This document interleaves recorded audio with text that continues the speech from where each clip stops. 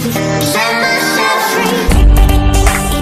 Now on we go, and everything lights. Hey, what is up guys, this is DJ Clan Smasher. I just wanted to show you right here that I got the double Elixir Draft challenge. The first time I did it, I didn't take it too serious and I didn't even realize how much gold was involved. I only saw the final outcome of it and I didn't know how much gold you can actually get throughout the events. So I decided, let's try it again and let's go for it for reals, guys. So let me just show you my progress, how I went about it. So let's see, where did it start? Okay, so this one right here was my last one, the one where I lost and then I restarted again because I pretty much went 9-1, so I lost one only once I actually took it serious. So right here, 2-1, 3-1. I'll just show you the last 3 battles. I'll even show you the one where I lost, and I'll talk through it just so you guys can see where I messed up.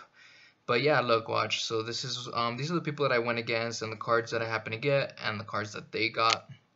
So let's see where we have to start. So yeah, that's my defeat. That one was bad. Well, that's the one. That's just a friendly. So 1, 2, 3. Let's start with this one right here, the Anchoa El Horno. All right. So pretty much this is where you kind of go about trying to decide what you want. I usually don't like taking the princess because it's kind of easy to deflect her. Right here, so I ended up choosing the musketeer just because she can tank more, she can take a lot of air troops and whatnot. And then I decided, if I choose things that can't get arrowed, I figured, why choose the arrows if I'm not gonna need them? So therefore, I decided, let me give it to him because I already have 2 solid things, so it doesn't matter too much. So right here, guys, this one was a little crazy battle. Let's see, I'll just 2-time it, that way you guys can check it out. So pretty much he starts off with his golem, which is kind of annoying because golem decks are pretty difficult to face against. If it was up to me, I would have chosen the golem myself, but I didn't have that choice. So anyways, and then I usually try to choose lightning if I see any spells or anything, just because lightning, especially if you see if they have a witch or if they have like single point defense, single point what is it called, troops that can die right away. For instance, I knew that I could lightning spell the princess and the witch together, so I figured, what, I might as well get that lightning spell just because I can take those 2 and the chip off some of that tower damage. So right here, pretty much, once I knew that I had his tower, I just tried to defend. So I kept putting the mortar over here on the side, closer to me where he couldn't snipe it with other things. Right there, I put it too far off. I don't know why I did that at first, but pretty much it was just to get the golem towards the middle, and then the mortar is gonna start doing some damage as it walks here. And then the wizard, the electro wizard, is pretty good at trying to stop the golem just because it slows it down even more. The golem's already kind of slow, so with the electro wizard, it helps out a lot, which is why I usually try to choose that card over any others if I do have that option. So I got rid of the his tower and that witch with the lightning spell, and then from here I just try to defend, and that was that. So that battle was not too difficult, but I was a little scared when I was facing that golem. So let's go to the next one right here. So this is where I got trashed. So right here I decided, what, let's go with the what is it called, Inferno Dragon, just because if you don't have something to stop it with, it can definitely be very damaging. So then right here it was between poison and lightning. I didn't want him to lightning my baby dragon, my Inferno Dragon the whole time, so I figured, what, I'm just gonna get the lightning spell. And then right there between those 2, I figured I can just lightning the tower and whatever else he's got. So that's why I chose the Ice Wizard, just to kind of slow things down a bit. But this guy, he got a lot of great options, Graveyard and freaking Hurricane. So those 2 are just great cards in general. So I couldn't do much against this guy, but just check it out. I'll show you what my thought process was. Right here I was just gonna rush. I figured I had a solid amount of cards, and that didn't work out so well. So this guy had the balloon, the witch, and the graveyard, and poison, guys. So it's kind of hard to face that. Sometimes you'll have some matches where you can't really do too much against them because they happen to get the better side of the cards. You chose your good side, and they happen to choose their good ones that they prefer, but sometimes you just get lucky. It's about trying to choose what you think is best. So, you know, try to choose those game-winning cards. I've talked about this in the Night Witch one. If you want, you can go and check it out. That'll also help you with draft challenges in general. So pretty much try to choose winning condition cards and spells too, like, because you don't want the enemy, like for instance, if you choose the Three Musketeers, you don't want the enemy to have the fireball. So if there's an option, choose the fireball, or choose the lightning and stuff like that. Like, think about your cards that you currently have at the moment, and then think, okay, is he gonna counter me with what?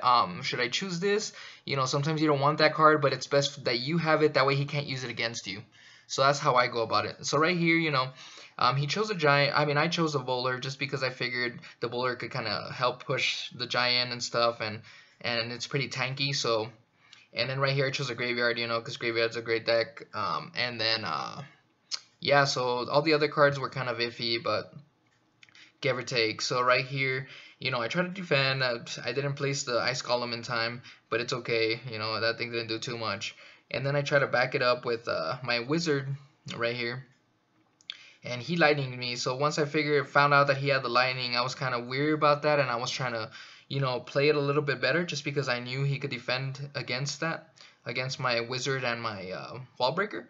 So once you see that, guys, you know, like for instance, if they start damaging one of the towers and you have one of the buildings or something, like for instance you have the elixir building, put it on the opposite side, because they're not going to be tempted to lightning spell that part. Some people won't do it, so you know what I mean. So you'll start getting some more elixir as you go through, and it's already double elixir, guys, so you're getting a lot of elixir. So place it on the opposite side, because they're not going to want to lightning spell it.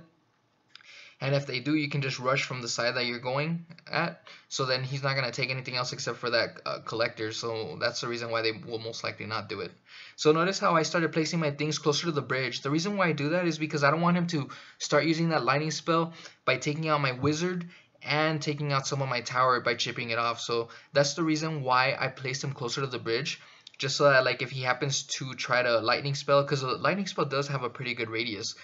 So you can technically get it, but it's gonna be pretty iffy, and if your troops happen to move out of the way, then it's gonna be a wasted lightning spell. So right there, I was kind of forced to try to place them there. That was a great lightning spell by this guy, which is why I try to avoid doing that. So right here, he was just trying to take out my collector because he knew that the other one was about to be down, so he used his royal giant to do that, and that was very smart of him. So I just figured, you know, that baller can do some work. I don't know why he put the little cry face. I guess he figured he had me because we're both even now. But whatever, that kind of upset me a little bit. So anyways, you know, whenever that happens, it kind of pushes me to do better when it comes to attacking. So right here, you know, I'm just trying to take out that giant as soon as possible. And then I just, what is it called? I zapped all that stuff over there, hoping that my graveyard could go a little farther. It didn't happen the way I wanted it to. And then right here, I just put the ice column in front, just so hoping that it can take some hits, which it didn't. But it's okay, you know. And then right here I placed the graveyard, and then I put a little wall breaker because I figured that the tower is gonna be distracted with the little skeletons around it. So I figured that wall breaker would do some work. So right here I already knew that I had the game. I just had to stop him from even getting close. So I tried to put the collector there to try to you know, get the freaking royal giant to start shooting it, but it didn't matter at this point because I already had his tower down. So that's pretty much it, guys. This was the final attack, and I was about to 3-star him too. But anyways, that's how you do it, guys. Remember, just choose certain things. Look at your cards. Like, once you choose the first 2 or 3 cards, once you get to the last ones, you go from there. See which card would affect the deck that you currently have drastically, and then choose that card. That way he doesn't have that card to counter you. So it's all about being able to counter. And then sometimes you have a lot of elixir heavy things. You want to make sure that you try to get the least elixir one that can help you move faster through your deck, just so that you can counter his things and, you know, be pretty positive on elixir. So you don't want to have all, you know, a bunch of 5 and 6s or 4s elixirs. So if you can find some little things, that would be perfect. Let me see if I could show you a cool one that I remember. Which one was close? Oh, this one right here. This one was pretty close, guys. So right here, you know, I preferred the poison over the thing, and then I chose the lightning. And then I chose the Val because I figured, you know what, this one was a tough one. Look, guys, so it was between the Prince and the freaking minion horde. So I was like, you know, he can arrow me if I choose the minion horde, But then if I give him the minion horde, how would I, you know, stop that? So I figured, you know what, let's just go ahead and give him the minion horde. I have this poison and I could just stop the minion horde with that. So that was my thought process. That's the reason why it took longer when it came to choosing what I wanted in that specific situation. So then, you know, right here I'm just rushing. Rushing a stupid mortar because you know how the mortars are. They can do some deadly work if you don't stop them in time. So this guy is pretty much pushing with that mortar, but the problem, he's not using it correctly because first of all, he has a cannon. You want to place that cannon first to protect your mortar. And then after that, you place the mortar and then you start placing things real close to the bridge. That way the mortar is taking down your tower while everything else is distracting the troops that are trying to take down the mortar. So that's how you place them. Yeah, that's how you play the mortar better. But this guy wasn't doing that, so I took advantage of him. And I figured, you know, I have a lightning spell anyways, so I could technically take down the mortar and the lightning and the some of the tower with another troop that he has. So right here, you know, it's good to place things in the middle, guys, just because you can pull them enough to be able to kill them with the tower that you currently have or the troops that you're placing. So right there, notice how I placed the prince first and then the Valk. The reason why I did that was the prince was gonna take down that mortar, and then the Valk was just tanking for the tower because you don't want that tower to be taken down. So anyways, guys, hopefully these tips help, and hopefully you can also get that gold, that precious gold, because man, that gold is good. Let's see if I remember correctly. So you get 1,500, 3,000, 6,000, 12,000, 24,000, and then the top prize.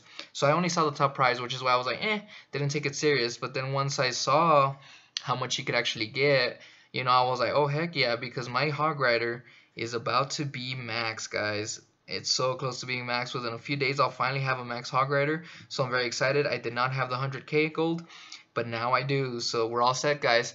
Thanks so much for joining in. This is DJ Clan Smasher, and I hope I see you guys next time. Join me for another episode very soon. Thanks, and see you later, guys.